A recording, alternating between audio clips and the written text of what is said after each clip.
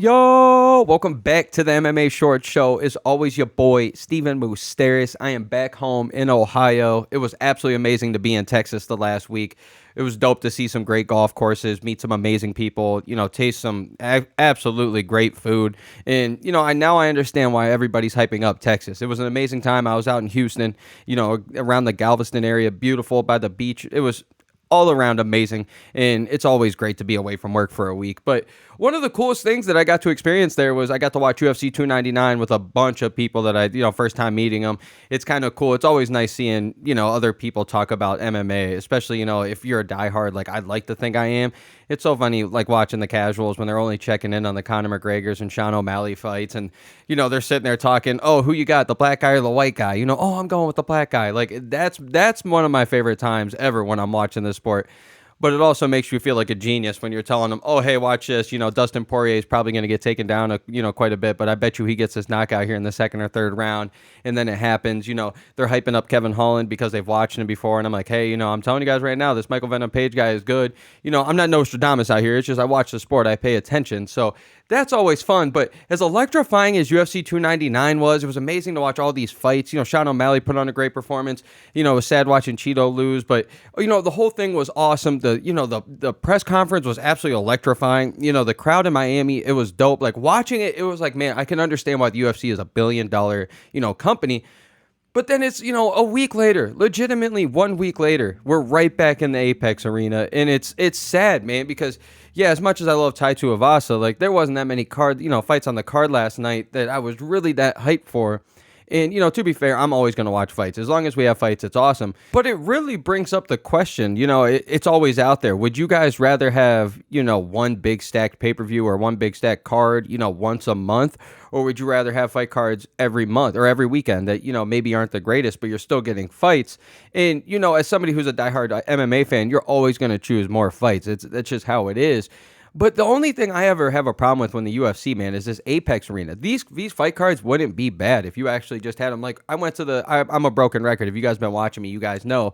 But, it's just for reference. I just went to the UFC Kansas City, fight card last year where Arnold Allen fought Max Holloway. It was absolutely dope. Electrifying. Wasn't a pay-per-view. It was an ESPN card, which is probably why they gave it somewhere nice. But, you could easily have these things anywhere in any little city, man. I'm telling you, like even, bigger cities. But, I live in Ohio here. We would gladly take one in Columbus or Cleveland or anywhere, and that could easily be a fight night. And I'm telling you guys right now, if it was the same fight night last night, we would have showed up. I'm telling you. And you guys, I'm sure you guys have a bunch of cities in your guys' states where you're like, hell yeah, you guys can bring it here that they're never coming to. So this is my thing, man. You guys are a $1 billion company, and you guys are making all this money, but yet we're going to have 3 straight fight cards at the Apex Arena when it just feels lazy, man, and it's just disappointing for guys like Tai Tuivasa. And next weekend, we got Rose Namajunas fighting my girl Amanda Ribas, and, it's two of my favorite women fighters that have ever fought, and, Amanda Ribas because I'm in love with her, but, Rose Namajunas, I've always been, absolutely in love with her fight style. She's an amazing fighter. What she's done for the game is amazing, but it's just absolutely sad to see these guys and ladies get stuck at these little Apex Arena when there only 150 people are in there. And I've talked about it before. These guys don't even get tickets for their family, or they might only get 1 or 2 for their corner, or, maybe their mom and dad, but they don't, their cousins, their siblings. These people don't get to go. And the UFC's, just stuffing it with, a bunch of TikTokers and, whoever's hot on YouTube or whatever it is at the time.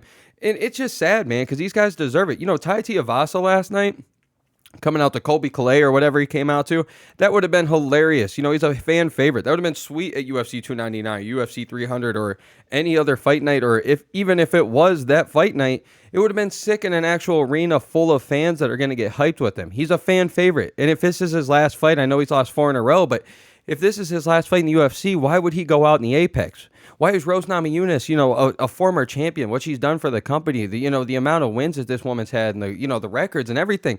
How is this woman, headlining a UFC Apex card? And I get that, it's on the fighter. They have to sign they got to sign on the dot and everything. But what if that's all they're getting offered? That's their only chances. These up and comers, it's crazy how if you're placed on a UFC 300 card, a UFC 299, or any pay-per-view card, even on the early prelims, you're more, probably, at risk to, or not at risk, but you're probably more likely to get a bunch of fans. You're probably more likely to get, some eyes on you. compared to early prelims or even a co-main event here on a UFC Fight Night at the Apex. It's sad, what we could be doing with these fighters, but it really just draws the question: would you guys rather have one huge stack card or huge two stack, cards in a month where, I'd rather watch that, or would you guys rather have it every weekend? And then when it comes to Tai Tuivasa, it's sad as hell to watch him lose. I'm one of the biggest fans of him. I think he's hilarious. The dude's a brawler. He's always down, and he's got one of the greatest fight styles when it comes to your fan loving him. This man will bite down on a mouthpiece and swing, swing and bang. What we saw with Derek Lewis, what we saw with when he knocked out Greg Hardy, like this man deserves this stuff. But at the same time, when he gets taken down, we've watched in these fights with, with Volkov or with, Sergey Pavlovich or, even, Cyril Gane or, with Marcin Tybura last night. This man's a fish out of water, and maybe MMA isn't the route for him. But, it raises the question, man, would this guy be better in bare knuckle? Like we're seeing these memes and everything. It's hilarious, but it actually is a good point. I think Tai Tuivasa would be amazing in bare knuckle. I really do. I think he would be he'd be like a heavyweight, Mike Perry out here. And that's just me. I really think so, because who is he going to fight out there in bare knuckle? It's going to be a bunch of retired UFC fighters that are already brain dead as it is. And this man's still 31 years old, and he hasn't taken that much punishment. Like, I really think I would like his style in bare knuckle. The dude is thick, huge, young, whatever. This dude is a killer, and he's down to throw. He's down to brawl. And even if he loses, he's still going to make more money in bare knuckle than he would at Bellator or, PFL or whoever else would sign him, or whoever else, boxing, celebrity boxing. There's nobody out there for him. So I'm just saying, man, I really like Tai Tuivasa's chance of bare knuckle, and we saw Mike Perry lay the groundwork. This man, you can make a great career out of, bare knuckle or do whatever you want. It could set up everything.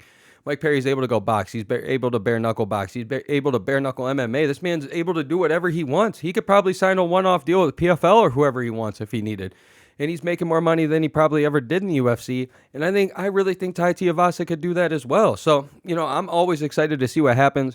Clearly, I want Tuivasa to get another chance in, the UFC, because, he's a fan favorite. If you put him up in there with anything higher than rake 8, like, he's great. He'll always put on a great performance. He'll knock somebody out, whatever. But just at the upper echelon of these guys, he'll never probably be a champion.